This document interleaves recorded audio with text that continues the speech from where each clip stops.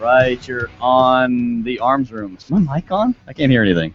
I hear you. Do you hear me all right? Okay, now I can hear myself. I can't hear my... Oh, nope, there I am. There we are. All right, welcome to the arms room. I'm Glenn. And I'm John. And today is another beautiful day.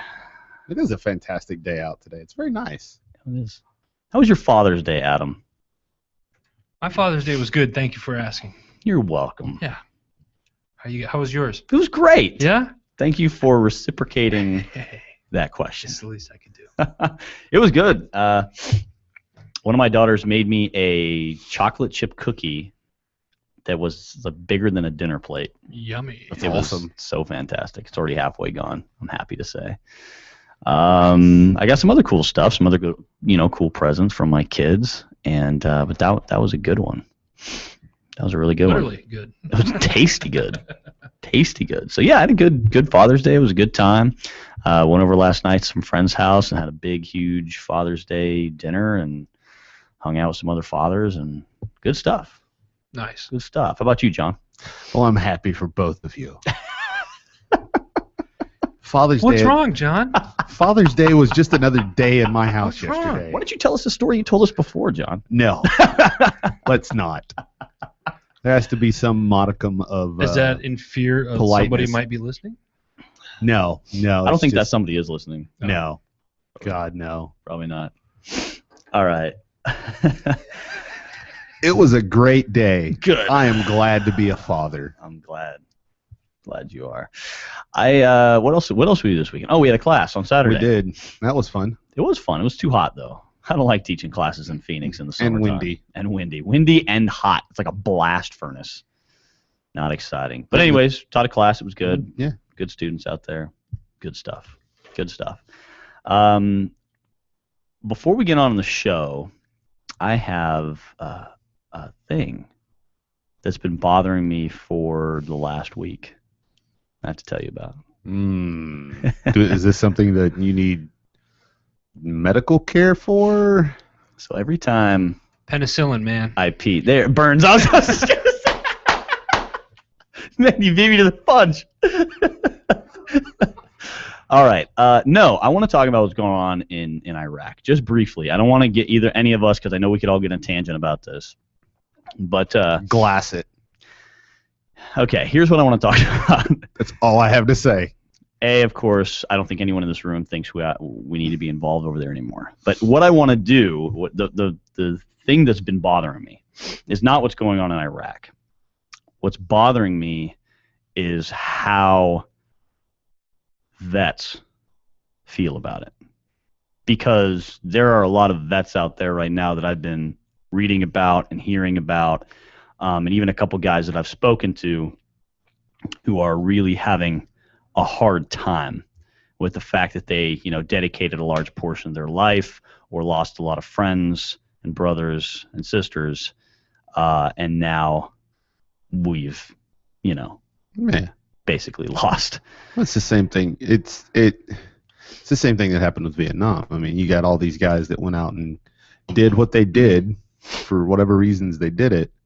And then in the end, it was just like, oh, well, never mind. That was nothing. The last, 12, 15 years, it meant nothing. So just come on home and move on with your life. It'll be okay. Well, and so here's, I don't know how many of those particular individuals may or may not be listening to our program or be involved with, Vets on Media, but based on our, on who we are and our standard listening base, I'm willing to bet that there's Oh, yeah. a few of them. Yeah.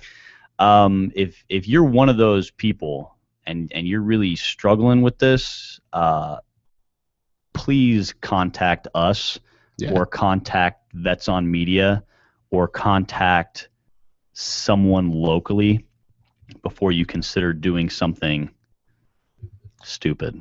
Don't make permanent solutions to temporary problems. There you go. So please contact us. You can always call us when we're live at 602-399-7787. You can always get on our Facebook page and send us a message. You can contact Vets on Media and talk to Adam or James. Yeah. Don't wait for the VA to help you. Don't try to, wait for that, for their whatever the help freaking crap assistance they think they're going to give you. Don't wait for that. Contact us or contact somebody so that you don't do something that you and everyone that cares about you is going to regret. So that's my spiel on that. That's it. It's bad enough as it is. Where are we at, Adam? 22 a day? 25 to 27 vet suicides a day. No need for that. There really isn't. If you're struggling that hard, please find somebody that you can talk to about that. We really don't want to lose you. You are too important to us and too important to our country. Please don't do something, as John said, that it's a permanent solution to a temporary problem. On that note. All right. So now that everyone's sad-faced. But I don't want people to be sad-faced. I want people to not be sad-faced. You know? Yeah, I know. But it is a sad statistic, and I don't want it to continue to happen. Let's talk about some emergencies. So kind of the third week of every month, we wanted to see add to our program and see how people responded to it, I should say. Like emergency preparation type topics. Yep. So this week we're talking about food and water. Storage. Yes. About it's two things that you pretty much have to have in any emergency. Wars are fought over food and water. Nations rise over food and water, and they also fall over food and water very quickly. And even today, even in civilized America, people fight over water rights. People fight over food.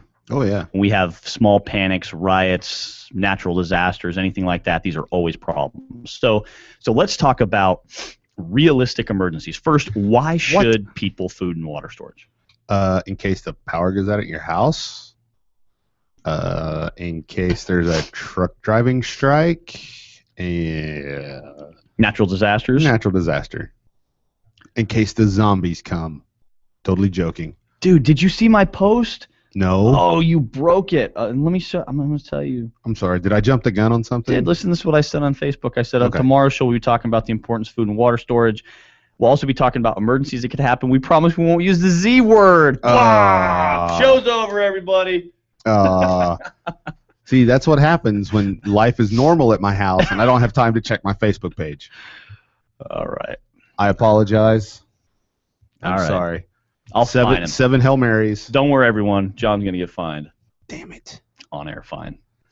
All right, so realistic scenarios. I'll tell you a very, very realistic scenario that I've had students from some of our survival classes tell me. Their food storage helped them through job loss. Oh, yeah. They were out of work for a month or two, and their food storage helped them through that because they had stored up, the stuff that they would normally eat, which we'll talk about here in a minute, like what we should store. But the realistic emergencies, a lot of people look at the prepper community, and they're all prepping. I shouldn't say all. Let me rephrase that. A lot of people are prepping for some end-of-the-world social unrest, civil collapse, apocalypse, World War III, whatever their wet fantasy dream is, where they think they're going to don kit and start shooting everyone in the head. Yeah. Whatever their fantasy is. Right. The reality of food and water storage is you need it for real-world emergencies. Job loss, tough month. Yep. It's a solace to me. It's a comfort that if I didn't make any money for the next 3 months, that my family could eat. Mm-hmm. We may not eat as well as we ate last night, but my family would eat for the next 3 months. If I didn't make $1, they'll eat enough to live. They would eat enough to live, and they would be okay. And that's important, as a dad. That's a kind of a little bit of a weight off of me, and like I'm not worried about, oh my gosh, we're buying groceries every day, and if I don't have enough money tomorrow to buy groceries, then my kids are gonna be hungry because as a dad, as it's like, if it's you as a single guy, you're just like ramen. Yeah, I'll spice it up tonight with hot sauce. Tomorrow, an egg. Yeah. You know what I mean? I'll put a can of tuna in it. Exactly. You're like, whatever. I'll gag this down and continue to survive. But when you have kids, it's a whole other thing. Oh, yeah, or when you have a wife or whatever, husband, whatever. So that's a huge sell. So look at real world emergencies, homologies. I don't even know if that's a word. I don't believe so. Emergencies for food and water. A lot of the ones that John listed. That's the reality of things. Yes.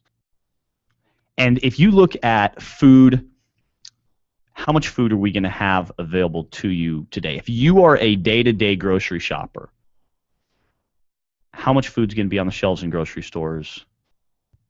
How much food do grocery stores keep on the shelves? Do you know, John? I do. What is it? It's about 72 days. It's about 72 hours. 72 hours. Not 72 days. 3 days, 72 hours. 72 hours is what typical grocery stores plan to have on their shelves worth of food of their normal consumption. Now, in a panic, oh yeah, dude, that normal consumption goes through the roof.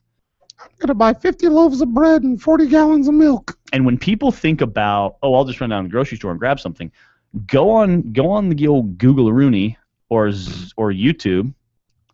I mixed up that word. I like it. Stop making new words. I'll do what I want. All right. All right.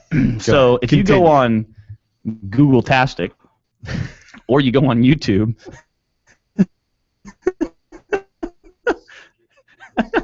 if you go on YouTube, get on the interwebs. Go on the interwebs, the World Wide Web, and go ahead and look up Black Friday videos and watch what people are willing to do to save a couple bucks on a TV or a toy or an Xbox. I mean, every Black Friday, I've never been Black Friday shopping. When many moons ago, I worked in retail, many moons ago, and I had to work on one Black Friday. Oh, it's miserable. And I'm pretty sure I encountered at least a half a dozen cases where I could have lawfully used lethal force. But my wife went out one time on Black Friday, and it was like, for her, it wasn't that big of a deal because we live in kind of a small town. Right. But still, she was like, it was crazy. I mean, people have been lined up or, slept outside a store. Like, I'm sorry, but whatever discount you save is negated by the fact that you slept on the sidewalk like a hobo all night. That's not, I mean, maybe that's an adventure for some people, but I don't know. I'd rather. Well.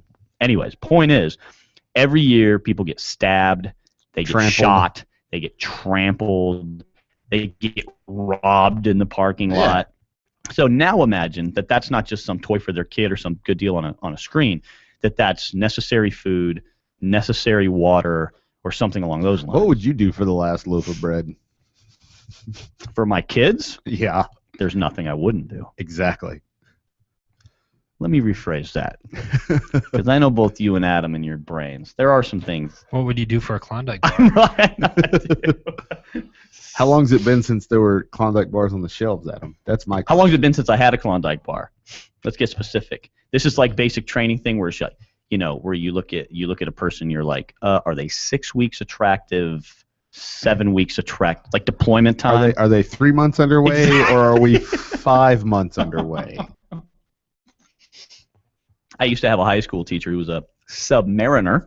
Oh yeah, good job, buddy. You're welcome. And he used to joke, 100 guys go down, 50 couples come up. Like when you're under the ocean for 6 months, anything's possible. So it's not gay if you're underway, bro. That's not gay if you're underway. So the point is, right now that this has gone the wrong direction, the point Back on is, track. There we go. Is how long has it been for most people that they've had food? For most people, they only keep a 1 or 2 day supply of food. Yeah. Maybe a 3 or 4 day supply of food. So,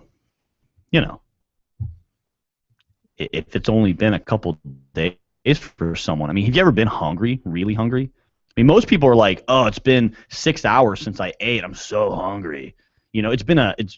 Most Americans have never experienced hunger beyond a half a day, maybe, because they were busy and forgot to eat. I mean, most Americans have never really experienced hunger. Even the military, under extreme circumstances, they still never got like wicked hungry. I mean, you were hungry, but you weren't like, I haven't eaten for days hungry. Yeah. Now take someone whose kids haven't eaten for days, and they were a normal, regular person beforehand. They were Right. your neighbor. They were your business associate. They were the guy that you wave to every day. Now he's got 3 kids who haven't eaten in 3 days, and he hasn't eaten in 5 days because, you know, he gave the rest of his rations. And now he's willing to do anything to make sure that his kids eat. Yep. And so you have to consider, like, when you're looking at a potential food shortage, hunger is a motivator. When you read history, people used hunger as a weapon. They used hunger to rally armies. Yep. You know what I mean? And you get 200 or 300 hungry people, you've got yourself a pretty serious mob. They're not just serious because there's a couple hundred of them. They're serious because there's a couple hundred of them and they're starving. And a person is reasonable, And rational. logical, And you can talk to them. rational. The 100 mob people, mentality 5 sets in. people, 10 people Yeah. can become just an animalistic mob. So we have to look at hunger as from that perspective, and also water. I mean, we're going to die. People are going to die a whole lot faster from dehydration than Yep. they are from hunger. But you've also got to look at lack of water as a hygiene-related issue. People start getting sick when they don't have clean water because they can't keep things clean, and disease and sickness spread faster when people can't be clean.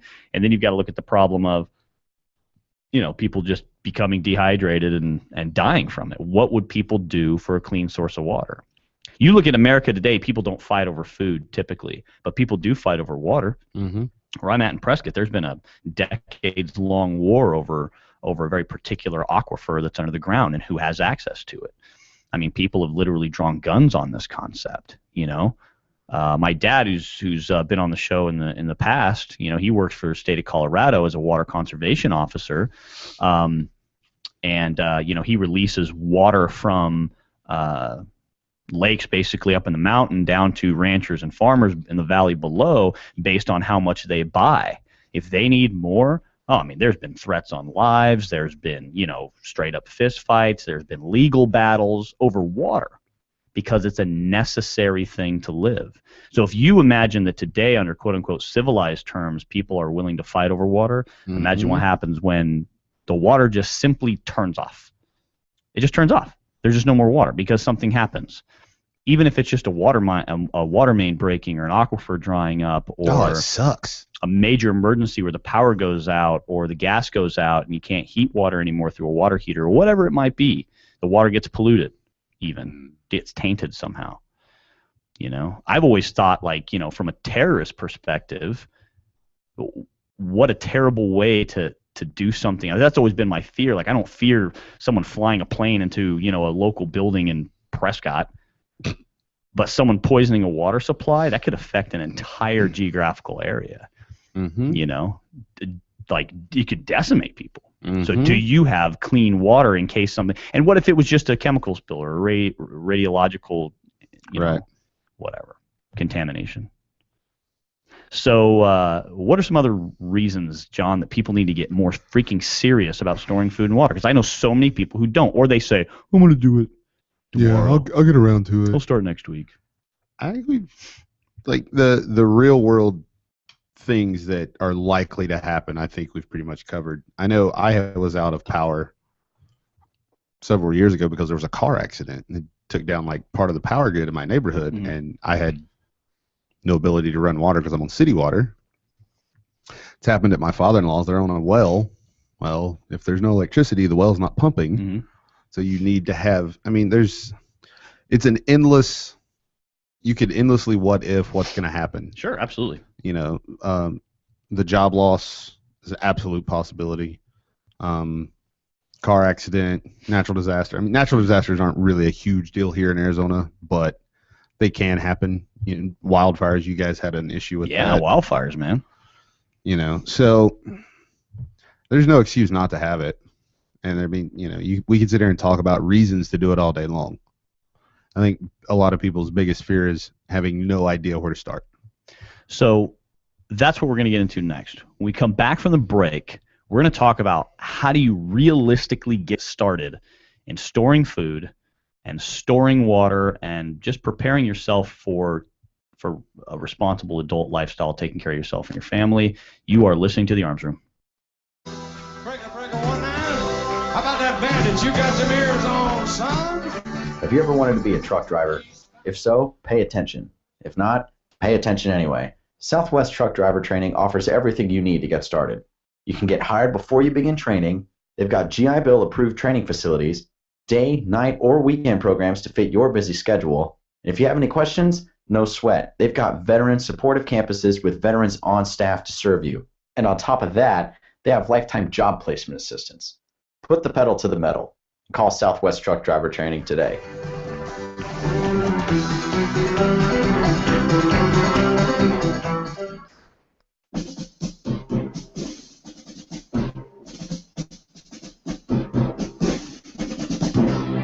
Everyone's going to need an attorney at some point in life. I'm no different. Hey everyone, it's James from Vets On. Whether it was my last will and testament before deployment or my ongoing custody battle for my children during my divorce, I needed help, so I lawyered up. If you need help, I urge you to contact Capstrom Law Firm.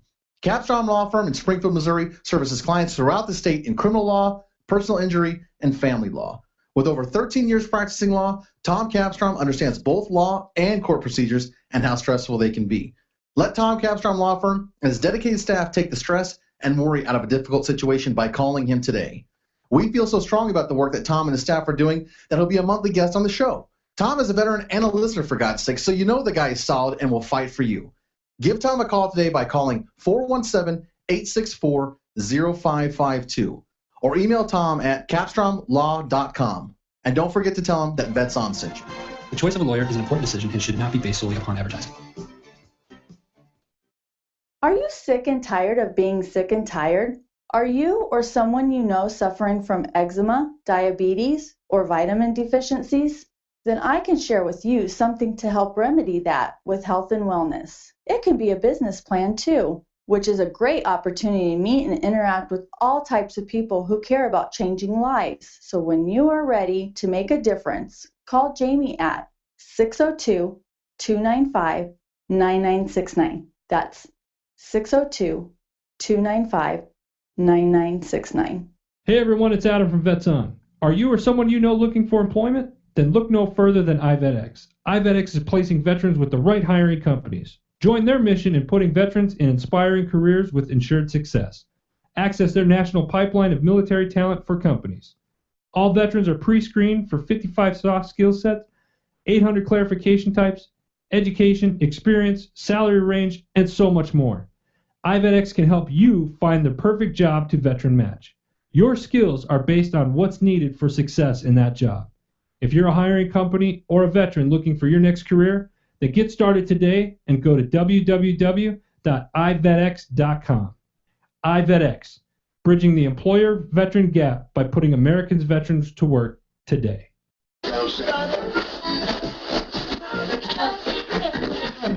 You're listening to The Arms Room on the Vets On Media Network. You're back on the arms room. Talking about Perfect. terrible hot things and Adam's butt. Moving on. All right. You know, you don't have to share everything we talk about. I didn't share everything. That was just a small part of it. I know. All right. So, Okay. So let's get into, now that we've told everyone why they should, okay, let's talk about how to actually get started. All right. Let me see here. We got a question I got to read real quick. Okay. So let's talk about how to start. let's do that. First of all, don't start with food storage. Like, don't go buy a bunch of Wise Meals or Mountain House or some red hard wheat. red hard wheat, dehydrated milk. What do they call that? Condensed milk, Powdered milk. or The condensed stuff. It's horrible. Don't start buying all that. And here's why. A, it's kind of expensive. A little bit. And B, if an emergency happens, you're not going to switch from your normal diet to that, and your body is going to be like, oh, this is okay. Right. It's going to reject it. It's not going to be able to process it properly. You're going to get backed up or not backed up, and you're going to have problems. It's going to relate to health issues. The other thing is that if you have kids, you're not going to switch your kids from their Cinnamon Toast Crunch for breakfast and a ham sandwich for lunch and whatever, spaghetti and meatballs for dinner, and then be like, all right, kids, power's out, or whatever, power lines are down, or trucker strike, or whatever the situation is, and now we're eating wheat bread and a Wise dehydrated meal, and your kids are going to be like, negative, Ghost Rider, I'm not putting that in my mouth. And so the problem is that when you're dealing with food storage, here's really the good way to start. Stock up on what you already have. Yep. Make your goal 1 week of what you already use. So your freezer, your pantry, your cupboards, whatever, wherever you're going to store this stuff, 1 week of what you already eat all the time. Your eventual goal needs to be about 3 months, all right? About 3 months, 2 to 3 months of what you already eat. So the normal foods that you're already putting in your body. Right. Then, if this thing goes, here's the reality of things, all right? If this thing, whatever we're talking about, goes longer than 2 to 3 months and you're still in place, you haven't been evacuated or you haven't had to be displaced, all right? If you're still in place, then one of two things has happened over the last 2 or 3 months. A, things have gotten really, really serious, and it's time to start thinking about living without any kind of support maybe ever again. Right. And B, for the most part, people who weren't prepared have probably kicked it. Yep. All right, they're probably mostly gone. And so now we're having to deal with other types of situations. But the reality of things is here, you're not dealing with a very normal emergency if you're 2 to 3 months. Right, yeah, you're not food. looking at a normal life. Probably ever again. No. Or at least not in the foreseeable future. No. So now you start to incorporate all those Wise meals and hard red wheat and condensed milk and all that kind of stuff. Because now as you slowly incorporate that into your diet, not only will your body adjust, but your kids who have already probably adjusted heavily to a major emergency, they will be able to more easily adjust to a major change in diet. Right. So 2 to 3 months of food storage on what you already use. And this is easy. Obviously you can't have 3 months of bread stored up, but you could have 3 months of components to make the normal bread that you eat, right, and store that. That's easy to store for 3 months. You may not be able to store as much frozen meat. Really, you can in a freezer. Okay, people go, well, what about when the power goes out? All right, well, if you've got a freezer full of stuff, then that frozen stuff keeps the frozen stuff frozen longer. So we'll go through our frozen stuff first before we get to the hard goods. But still, so yeah, my kids are used to eating, fresh meat, fresh vegetables, stuff like that. That stuff's going to be gone relatively quickly. But they're also used to eating some canned soup and sandwiches and, things like that. And all those things, tuna, things along those lines, those are the kinds of things that we can eat, normally, quote unquote, over the next couple of months as we start to incorporate some of the harder food storage items into your diet. The other thing that people often don't think about when they're starting to store food is they run out and they buy one of these dehydrated food buckets. And it's like, they market them all different ways. Sometimes it's like, this is 72 hours worth of food for a 5-person family, or this is a month's worth of food. If you have one of these buckets for every member of your family, it's a month, whatever the situation is. All that dehydrated food requires water. Oh, no. A lot of it, too, by the way. Yeah, most of those individual lot. meals require up to 8 ounces, sometimes more. Now, 8 ounces, you're like, well, that doesn't seem like much. Yeah, until you spread that, if you got a fire team like I do, and you spread that over a half a dozen people or more, now you're talking about, dang, it's a gallon of water just to reheat this meal. Now, that's an extra gallon. Even if I'm only doing that for one meal a day for the family, that's an extra gallon a day. That's 30 extra gallons a month that I have to keep just to rehydrate those meals. If I get to the point where I'm 2 months into an emergency, even a month into an emergency, this is a long-lasting emergency, and I've either secured some kind of freshwater source or I'm dead. Because I haven't secured some kind of freshwater source. Pretty much. So at that point, making dehydrated meals is more realistic. But if I start off eating that stuff, then I'm just going to consume my water storage. Yeah. You're starting off on the bottom of the curve anyway, or below the bottom of the curve, because at this point you're already at the bottom of the curve if stuff goes south like that. Yeah. So things that I'm looking for. Look, canned soups, canned foods, they're so easy to store. They're good well beyond their expiration date, as long as they don't swell up, as long as the cans aren't swelling up and you're not developing botulism and things like that. You're going to lose nutrition value past or beyond the best by date, but the food's still going to be edible and, may lose a little bit of taste, may lose a little bit of nutrition value, but it's still going to be good. So, and it's got all the liquids in it, so that, if you're eating chicken noodle soup and drinking the broth, you're getting some of that water back into your body. Your body needs water to digest food. You should not be eating if you cannot drink water, because your body needs water to digest. So, as we're looking at food type storage, we want to be more realistic about the kind of stuff that we're putting in our body and what it's going to require for us to prepare it. We also want to look at heating things. People go, I'm going to cook all these meals, okay? So when you cook a meal, what is produced? Heat. All right, and heat cooking food.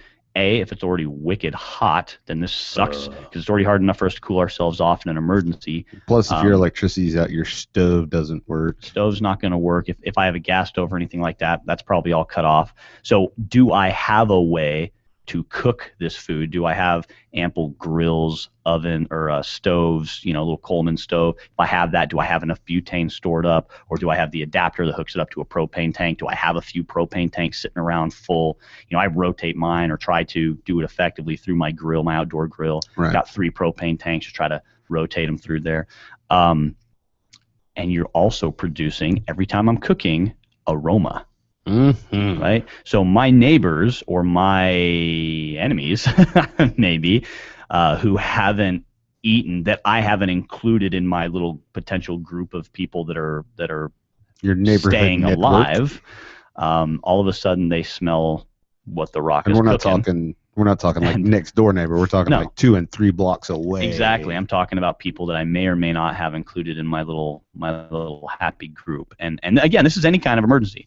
Even if it's me and my neighbor who both lost our jobs, and we're trying to, everyone's lost their job because we've had a really bad economic bomb, and the rest of the neighborhood's eating crackers, and we're cooking meat. Grilling up some frozen elk steaks, baby. Hunger has a weird way of motivating people to do crazy things. That aroma may draw the wrong kind of attention. So you also want to think about those things as well.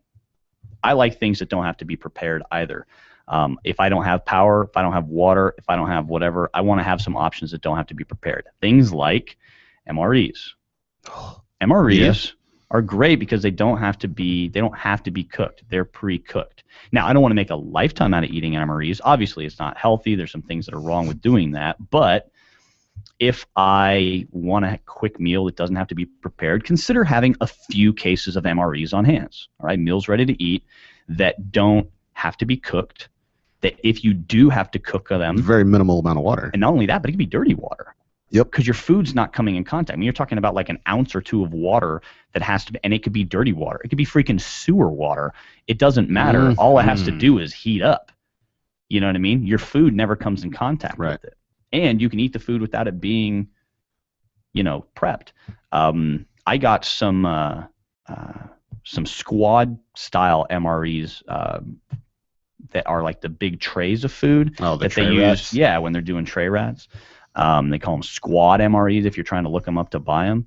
And they're big, giant trays of food that a guy gave us a few boxes of to use with like the Boy Scouts and stuff. And I was amazed, not having been in the food part of the military, when we started going on like scout outings and I was taking these trays out and cracking them open, holy mackerel. Dude, there's enough food in there to feed a lot of people. Yeah, like a whole squad? Like a whole squad of people. Boom! Wow.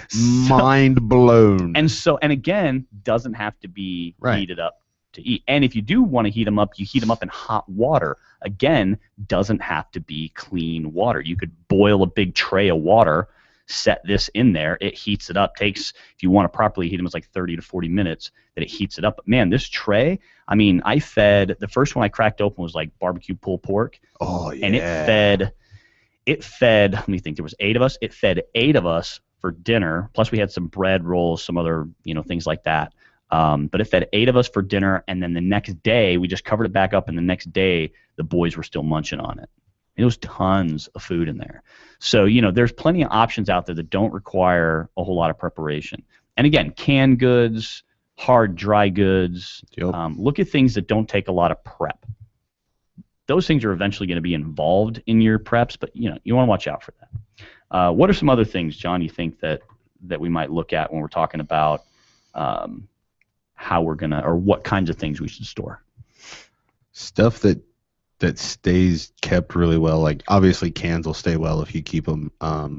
Look at like the Cliff Bars, things like that they'll get a little deformed, but as long as you maintain that package, they're going to last a while. They're easy to throw in a bag if you need to travel. I'm a huge fan of MREs. Well, let me rephrase that. They're super easy and they're super simple.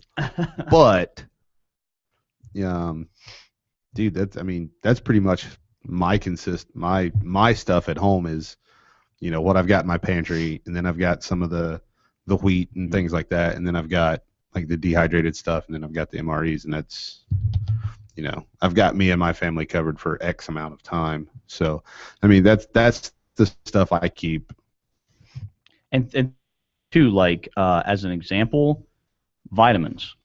I recommend people store the gummy vitamins because not only do they keep better, but if you've got kids, they're more likely to eat them. And let's no one lie to ourselves. Who doesn't like a fruit snack, right? That's true. And you've got gummy vitamins that are basically fruit snacks that have 100% daily value of everything that you're going to need. You can buy several bottles of those. One bottle will last an individual. There's 180 of them in there. And usually in a bottle, if you get the big bottles. And if you need 2 a day, then that's 90 days, 3 months of all your vitamins and minerals and everything that you need out of a couple gummies. So storing stuff like that is a good idea. Condiments. Hot sauce is a fantastic condiment to store, but anything else that's going to keep for a long time. Ketchup, mustard, obviously things that are dairy-based, mayonnaise, whatever. I wouldn't necessarily go with that. But you stock up on the packets from fast food restaurants. Freebies. No, I'm serious, man. Right. I've got tons of that stuff. No, you're absolutely right. Think about other things like gum. Yeah. A way to freshen up the old breath. Something to give you to do, a way to not have your mouth taste like a coyote crapped in it all the time if you haven't had the opportunity to brush your teeth a lot or something like that. So, think about baking soda and vinegar. Those are two things that are handy for a ton of things. Use baking soda to brush your teeth on your little finger toothbrush. Think about stocking up on things like honey. Yep. Honey never goes bad. It's a great quick energy source. It's a great way to flavor foods. Powdered drink mixes, Crystal Lights, Tang, any of that kind of stuff, man. You're going to get sick of drinking water after a while. Oh, yeah. Some way to kind of spice things up is nice. So think about that. Now, before we go on break again and then come back and talk about water, where the hell are we going to put all this stuff? Some people live in apartments, really small places. If you don't have a ton of space. Now, first of all, bad place to put food storage unless it's like hard grains in Mylar bags. Your garage. Your garage is a terrible place to put your food storage unless you have a climate-controlled, sealed-up garage, which some people might. All right. Yeah. But unless you have that, putting food in your garage where there's massive temperature fluctuations is a terrible thing to do. So where you want to store your food is in your home. How do we do that? Under the bed, 6 cans there. It doesn't matter if there's a space where you can remember. You may even have to write this down if you forget. All right, but I know people who actually make their bed frames out of food storage. They'll take all their food storage, put it in 5-gallon buckets, cans, bags of stuff, cereal, whatever. They'll stack it in the buckets. They'll seal up the buckets, and then they line them up, and then they throw usually a piece of plywood over the top or whatever. Then they throw the bed spring and then the mattress, then a nice big bed skirt over the whole show, and no one's gonna see it, but yet basically your bed frame is all food storage, and it looks just as nice and just as good as if you had a big metal frame or a wooden frame. You can even put a headboard and a footboard if you want to, so if you really want it to look nice, but yet you're basically laying on all your food storage, you know what I mean? And it's just as comfortable as it would be if you had a bed frame. So, there's a lot of things to think about if you're trying to figure out where the heck am I going to put all the food storage. Under beds, you can make if you have kids, make each kid's under their bed their food storage. Pro tip, don't store fruit snacks under your kid's bed, or you won't be storing fruit snacks. but store kind of everybody's allotment of food for the next month or two under their bed. It's a great way to remember where you're at. And most importantly is rotate this food storage. Yeah.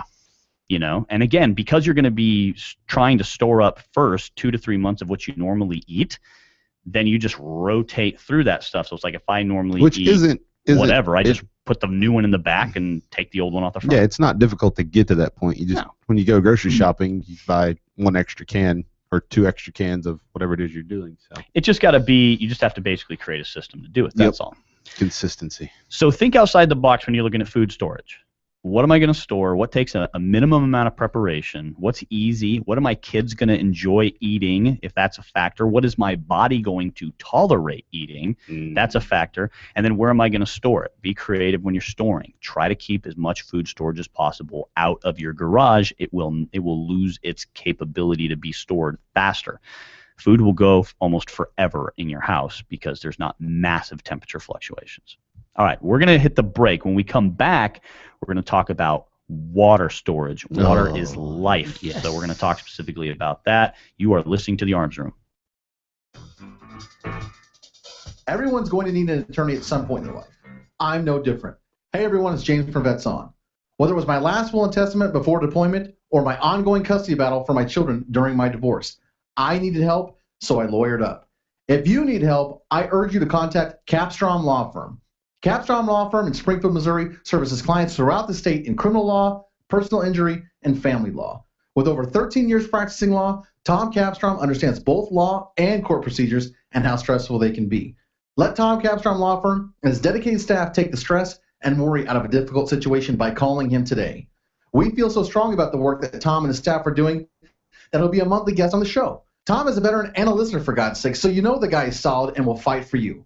Give Tom a call today by calling 417-864-0552 or email Tom at capstromlaw.com. And don't forget to tell him that Vets On sent you. The choice of a lawyer is an important decision and should not be based solely upon advertising. Would your goal be to get you and your family out of debt? I can show you how thousands of people and families are doing just that. This is a business plan made simple. We offer everything from weight loss products to green cleaning solutions. Whether you're interested in making it a full-time or part-time opportunity to become debt-free, or if you are just sick and tired of being sick and tired, call Jamie at 602-295-9969. That's 602-295-9969. Breaker 19. How about that bandage? You got some ears on, son? Have you ever wanted to be a truck driver? If so, pay attention. If not, pay attention anyway. Southwest Truck Driver Training offers everything you need to get started.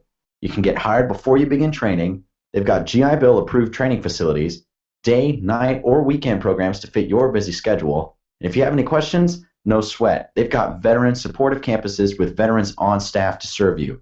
And on top of that, they have lifetime job placement assistance. Put the pedal to the metal.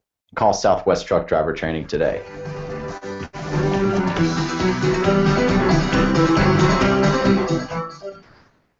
Do you need an extra push to start your day? Well, then tune in to Addie's Radio.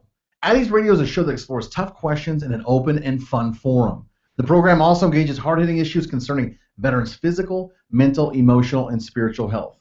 This show airs every Tuesday from 10 a.m. Pacific Standard Time on the Vets On Media Network.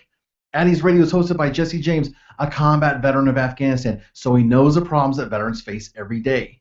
Jesse provides you guidance each and every week to be a better you. So tune into yourself each week by tuning into Addie's Radio. Go to vetsonmedia.com for show details.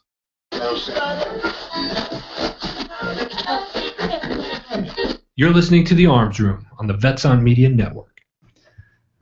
All right, it doesn't matter what we were talking about over the break, so let's just get right into the show because John doesn't like to talk about what we were talking about on the break. Wow. Am I like the bad guy today? Mm-hmm. That's right. I still love you both.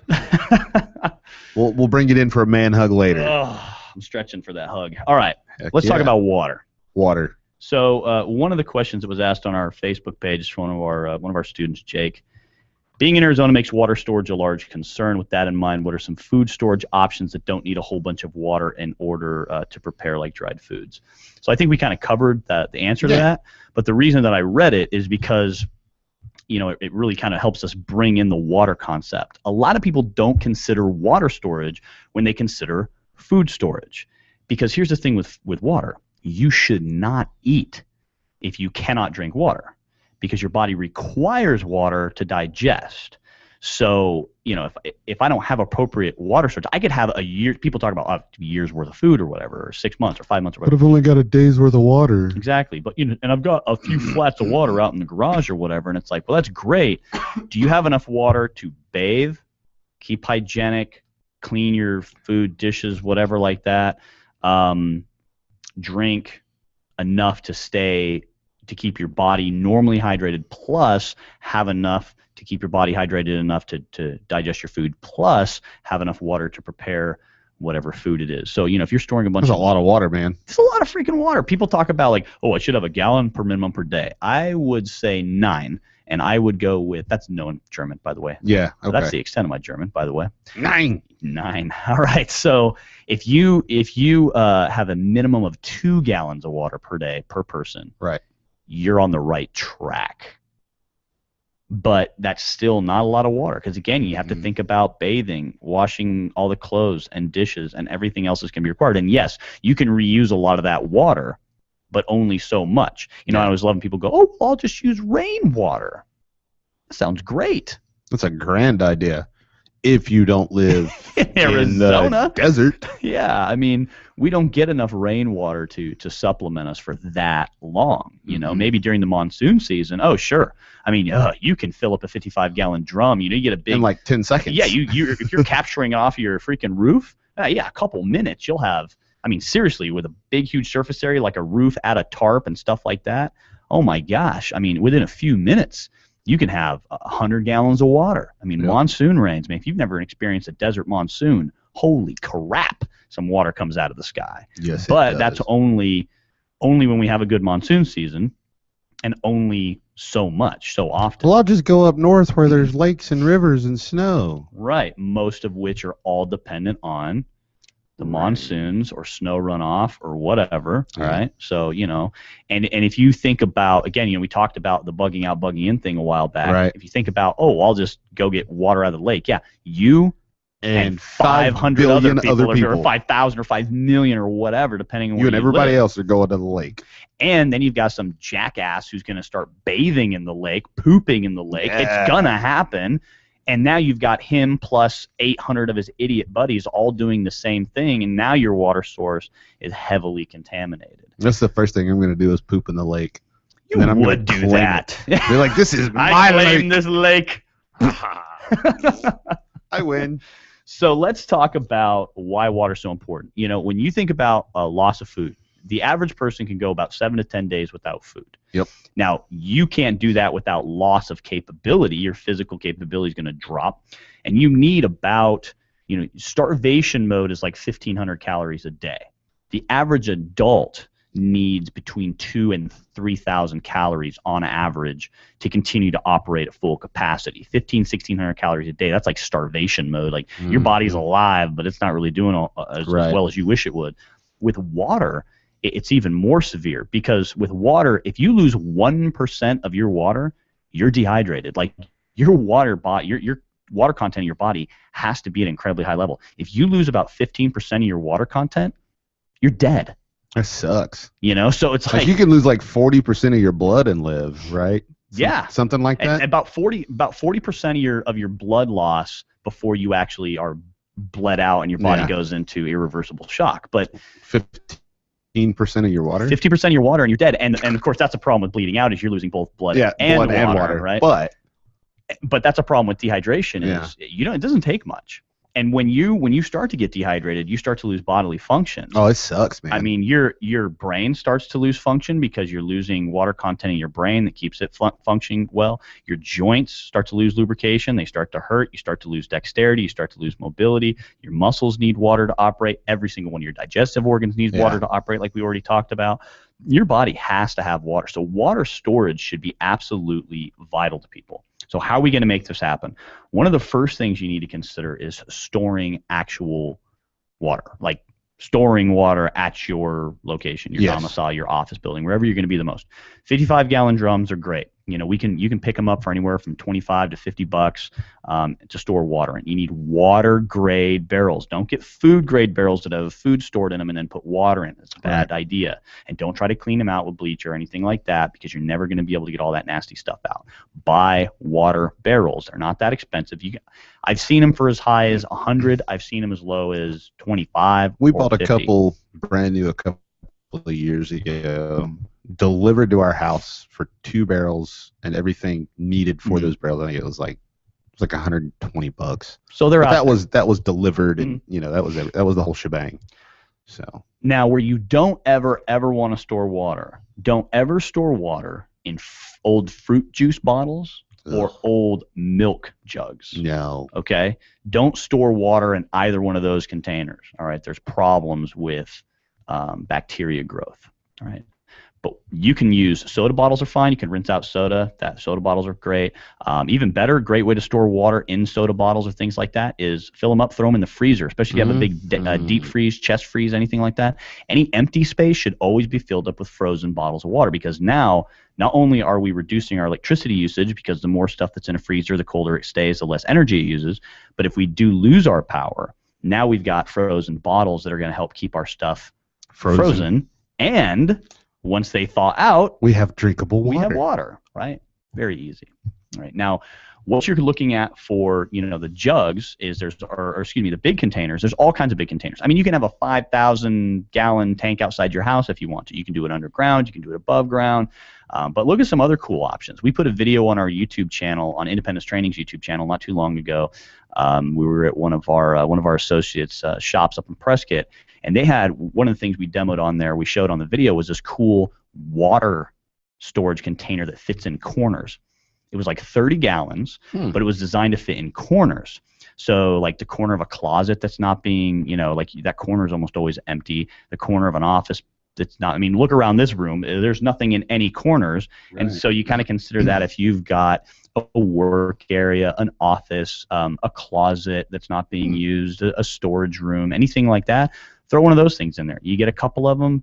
Boom, you've got 60 to 100 gallons depending on the size of the ones you get. They have these cool spigots at the bottom that are specifically designed to be high enough to go for like 3 to 5 gallon buckets or water containers. Nice. And then they have a spigot all the way at the bottom, obviously to totally drain it out.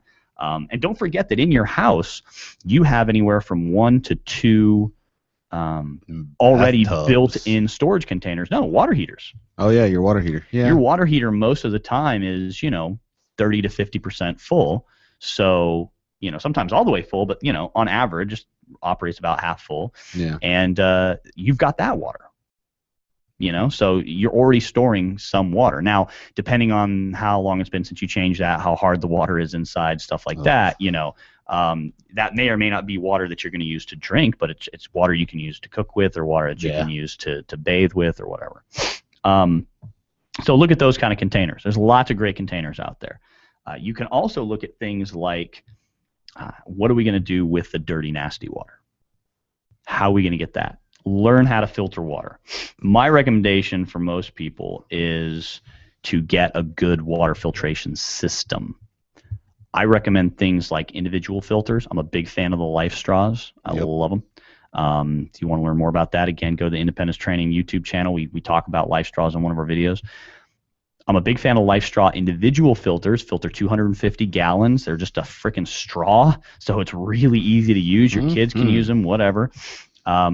The pump filters are great. They're backpacking, pain, dude. You have to maintain them a lot, and they break a lot. A lot of people think, oh, this is a great thing. Trust me, from backpacking experience, I've had more of those things fail me consistently than work for me consistently.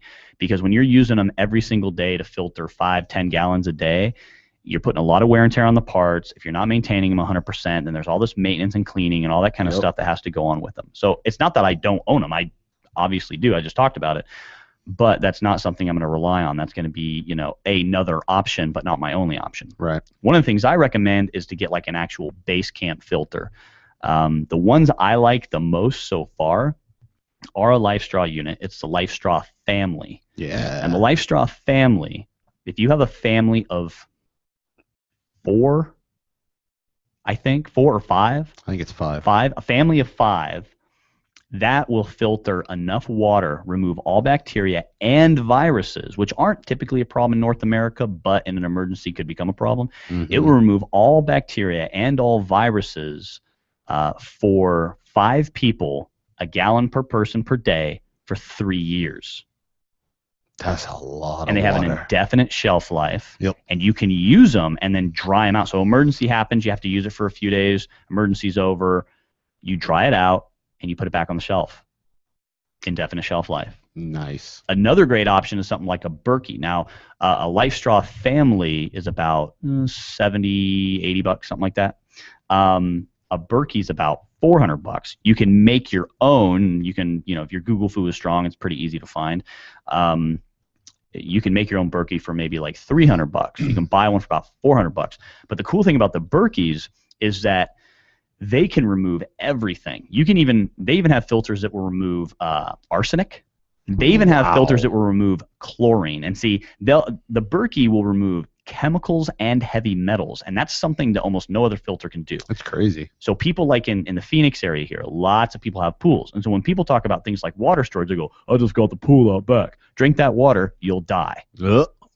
You know what I mean? Yeah. So it's kind of serious. If you do anything in there, then people, mine's a saltwater pool. I don't put a lot of chemical in there. Okay, drink that water. You'll die. You know what I mean? Like, you can't drink that water. And people, I'll just distill it. Do you know what it takes to distill water? Like, that's not just a thing you do when in an emergency. Like, I'll just boil the salt out of it. Yeah, like that takes us back to our fuel problem. Exactly. It's a thing. With the Berkeys, and they make one called the Berkey Black, it will actually remove the chlorine from the water. You could literally filter all your pool water. So if you have a pool and you're thinking, I'm going to use that as my water storage, then you better get a filter that has the capability to remove all the nasty stuff out of that. The Berkey is really the only one. I did not know that. There you go. I learned something new today. Knowledge is power. Knowledge hand grenade just went off in my mind. So if you have a pool or some kind of other water source, rainwater source, anything like that may contain chemicals or heavy metals, you got to use the Berkey, or you can build your own out of a couple buckets. It's pretty easy, couple buckets. It's the filters that are expensive. You're basically buying the filter elements that are in a Berkey, and you're building your own housing, and it can be done for, I think it's like $250, $300. Interesting. Check that out. Yeah.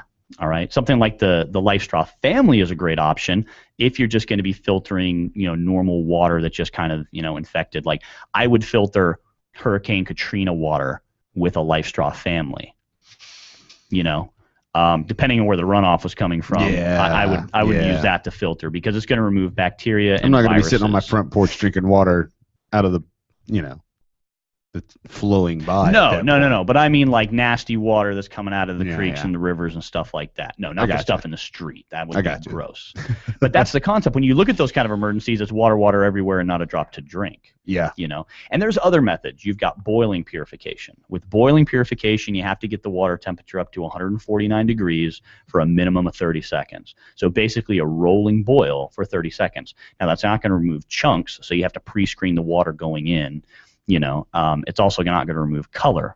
And that's a big thing, too, with emergency water sources. When you're filtering these things with whatever filtering you use, droplets, boiling, UV purification, even some of these, really great filtering methods, it still comes out looking like stuff you don't normally drink. And Americans are spoiled with clean, clear, running water. Mm-hmm. Most other parts of the world, they drink water that looks like piss. They drink water that has mud in it.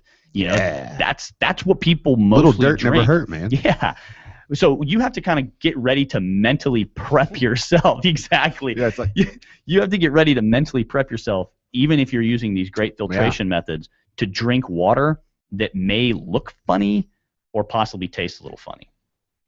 So, when you're looking at water filtration, or excuse me, water storage methods, minimum, my recommendation, 2 gallons per person per day. You can rotate your water. If you're storing in the garage, there's you can treat it with bleach. There's a problem with treating it with bleach where the bleach goes bad in the bleach container. As soon as bleach is exposed to oxygen, it has a shelf life, a half-life. Yeah. And so when it's being put in the bottle at the factory, it's already been exposed to oxygen. So when you get bleach, it's already degrading. It's got about 6 months from the time you purchase it, the time bleach is bad. So if you're storing a bunch of bleach to treat your water, after 6 months, that bleach is no longer bleach. It doesn't have the bacteria-killing properties. Right. So, treating your water with bleach is great, but honestly, rotating your water is better. So as an example, like if you're going to have a couple 55-gallon drums in your garage or whatever, and I don't mind storing my water in my garage because I don't care about heat fluctuations.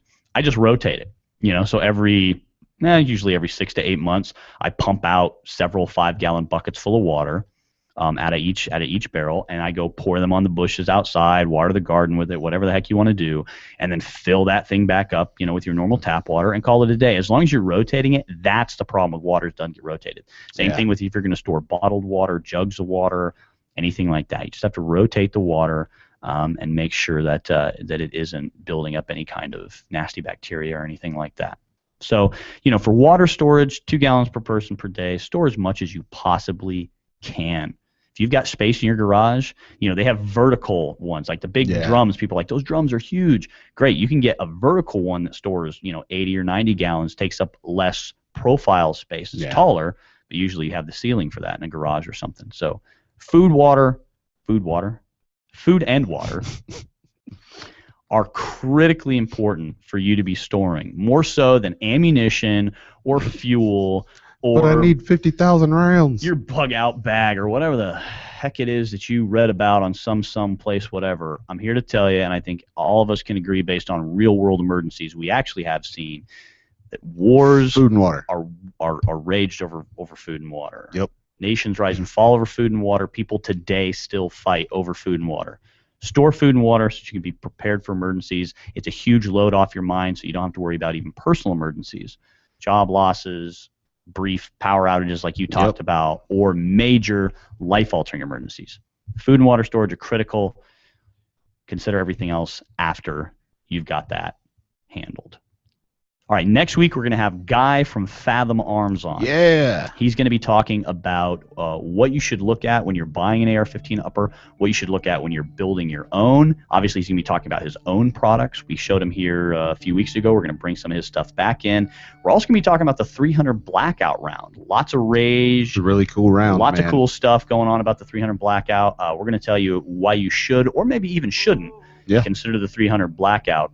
Until then, stay aware, stay safe, train hard. You've been listening to The Arms Room.